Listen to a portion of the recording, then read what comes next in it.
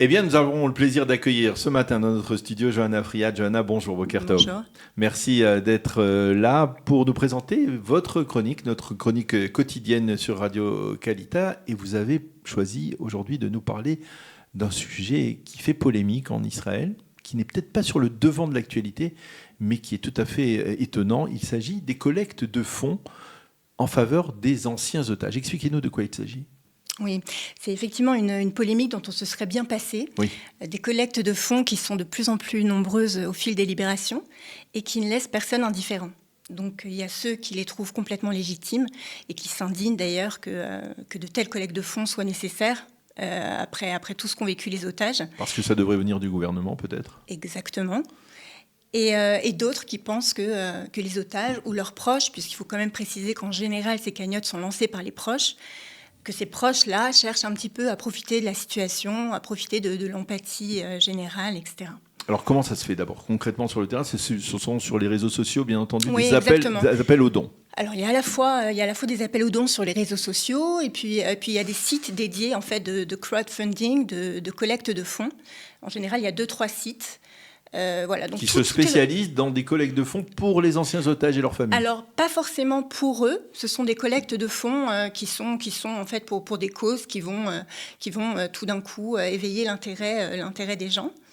Et donc voilà, donc il y a 2-3 plateformes comme ça qui recueillent ces dons. Et les sommes sont en général intégralement versées aux anciens otages. Alors pourquoi la polémique ? Alors pourquoi la polémique ? Déjà, on se souvient du malaise qui avait été suscité par la demande de collecte de fonds de Doron Katz-Asher, cette mère de famille qui avait été enlevée par le Hamas avec ses 2 filles, libérée après 50 jours de captivité, qui avait accouché ensuite de son 3e enfant, qui s'était séparée de son mari et qui avait lancé à ce moment-là, donc plusieurs mois après sa libération, une demande au public en disant qu'elle était en grande difficulté financière. Donc il y a 3 millions de shekels qui avaient été récoltés pour elle en 10 jours. C'était vraiment énorme. C'était l'objectif de la campagne d'ailleurs. Donc le public avait largement répondu présent. Sauf que son ex-mari s'était manifesté entre-temps pour dire il savait très bien il affirmait qu'elle n'avait absolument pas besoin d'argent, qu'elle disposait même d'une épargne confortable, etc. Donc ça avait créé un petit malaise. Oui. Et c'est là, je pense, que le doute s'était un petit peu insinué dans l'esprit des gens qui se sont demandé à ce moment-là si effectivement il n'y avait pas un contexte particulier, une manière de profiter un petit peu de la situation. Et là, ça s'est amplifié avec les otages qui ont été libérés ces derniers mois ? Alors, en fait, il y a ceux qui pensent que le panier d'aide prévu par l'État, on va en parler un petit peu plus tard, il y a ceux qui pensent que ce panier d'aide est largement suffisant et d'autres qui disent qu'il n'est pas suffisant. Justement, je vais vous en parler un petit peu plus en détail et vous ferez une idée. Donc juste pour revenir sur l'histoire de ces collectes de dons, la première avait été lancée pour Avigail Lidan, cette fillette de 4 ans qui avait été enlevée elle aussi le 7 octobre, qui avait perdu ses parents également le 7 octobre. La collecte de fonds avait été lancée quand elle est revenue de captivité. Elle a été adoptée à sa sortie de captivité par son oncle et sa tante. Et donc, une campagne de dons avait été lancée pour leur permettre d'amorcer leur nouvelle vie. Il y a 1,5 million de shekels qui avaient été récoltés en une dizaine de jours. Donc, c'est énorme. Et puis, les collectes de fonds se sont un petit peu poursuivies. Donc, elles ne concernent pas tous les otages. Mais voilà, il y a celle qui a beaucoup fait parler d'elle, qui a permis de récolter 5 millions de shekels. C'est un record pour Yarden Bibas, le mari de Shiri, le père d'Ariel Ekfir. Et puis d'autres campagnes qui ont récolté à peu près entre 100 000 et 1 million de shekels. Donc c'est quand même assez conséquent. Voilà, donc pour comprendre, je vais quand même vous expliquer pourquoi ces collectes de fonds sont organisées. Pour comprendre, il faut se pencher un petit peu sur le panier d'aide justement prévu par l'État pour les anciens otages. Donc je vais vous donner quelques chiffres qui vont vous montrer, je pense, assez rapidement à quel point ces montants sont un petit peu déconnectés de la réalité. Donc d'abord, quand ils sont sortis, ils ont touché une allocation unique de 60 000 shekels. Donc ça peut paraître effectivement une somme assez confortable. Sauf que quand on la divise, on se rend compte que c'est ce qu'ils auraient pu gagner raisonnablement en 6 mois de travail. 10 000 shekels par mois, c'est pas énorme. Voilà, exactement. Ensuite, en tant que victimes du terrorisme et otages libérés, ils vont toucher une allocation mensuelle de 8 257 shekels par mois. Okay. Ce qui peut sembler aussi en montant honorable, sauf qu'il faut utiliser c'est honorable si ce montant intervient en complément d'un revenu.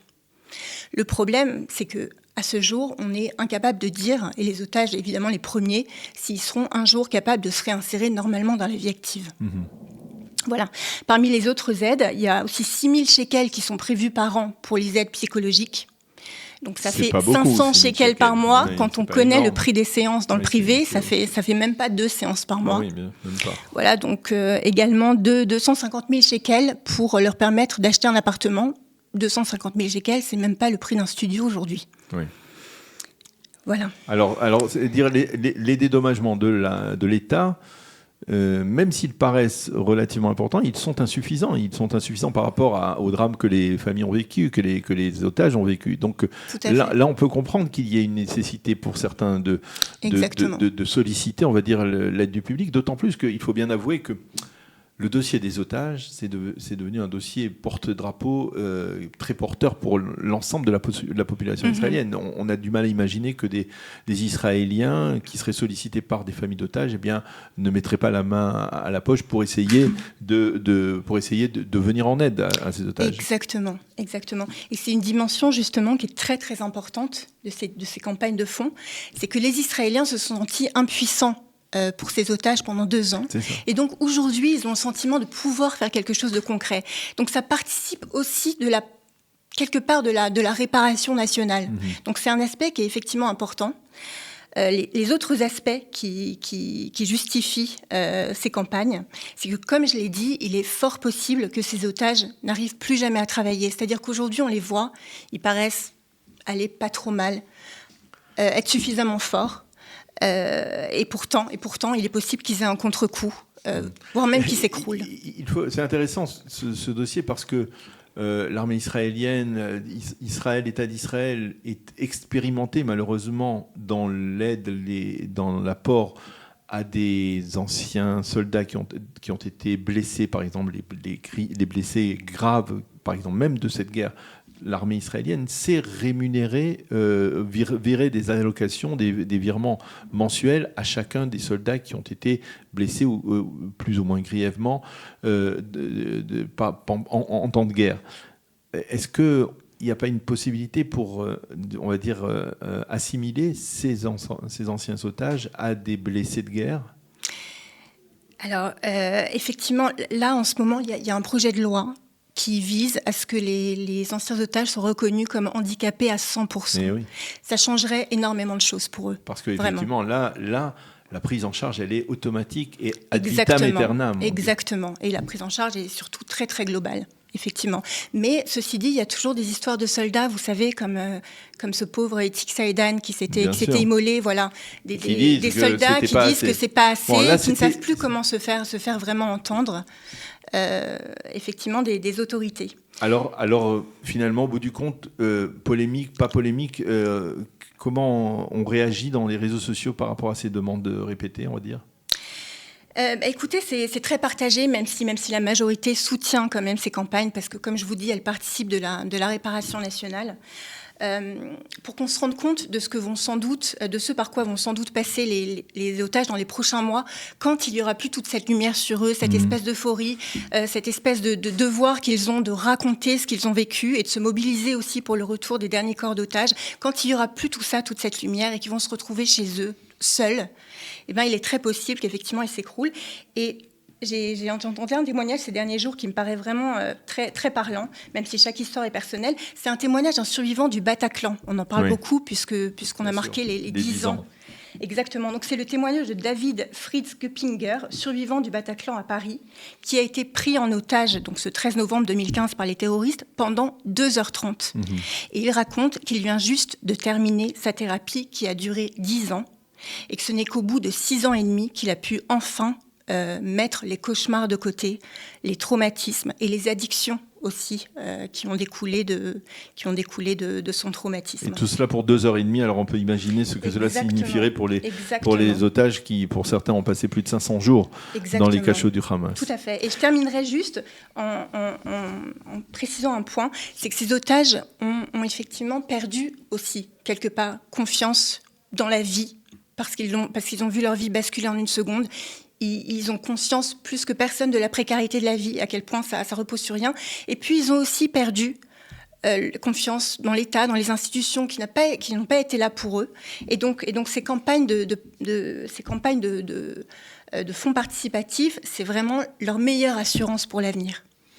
Eh bien, effectivement, c'est un sujet extrêmement douloureux que vous nous avez aidé à mieux comprendre aujourd'hui. Johanna Friat, merci beaucoup pour avoir évoqué ce sujet. C'est un sujet dont, malheureusement, je crois qu'on aura l'occasion peut-être de reparler au cours des prochains mois parce qu'effectivement, ces ex-otages ont besoin d'un suivi et d'une aide presque au quotidien dans la nouvelle réalité dans laquelle ils évoluent. Merci beaucoup, Johanna. Merci à vous.